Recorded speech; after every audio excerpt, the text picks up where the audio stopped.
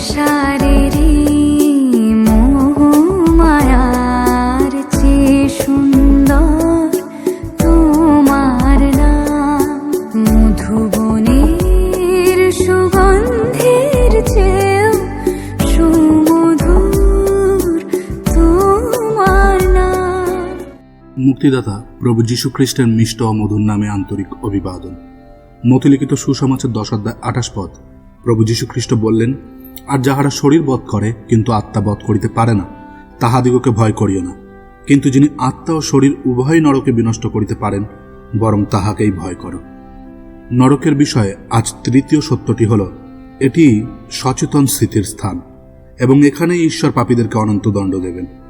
ঈশ্বর যাদেরকে নরকে পাঠাবেন সেখানে প্রত্যেকেই সচেতন অবস্থায় থাকবে, অর্থাৎ জ্বালা, যন্ত্রণা, কষ্ট সমস্ত কিছুকেই সে অনুভব করবে। সেই সময় এই জগতের জীবনযাপন, সুসমাচারকে অস্বীকার, প্রভু যীশু খ্রিস্টকে তিরস্কার, অহংকার, হিংসা, ক্রোধ সমস্ত কিছুই তার স্মরণ হবে। সেখানে এক ফোঁটা জলের জন্য হাহাকার হবে, কারণ নরকের আগুন কখনো নেবে না।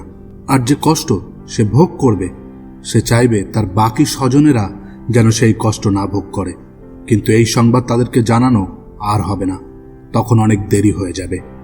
কিন্তু আজ যখন আপনাকে সংবাদ জানানো হচ্ছে, তখন প্রভু যীশু খ্রিস্টের বলিদানকে বিশ্বাস করুন, তার কাছে পাপের ক্ষমা চান এবং মুক্তিদাতা প্রভু রূপে তাকে স্বীকার করে নিয়ে এই ভয়ঙ্কর দণ্ড থেকে রক্ষা পান।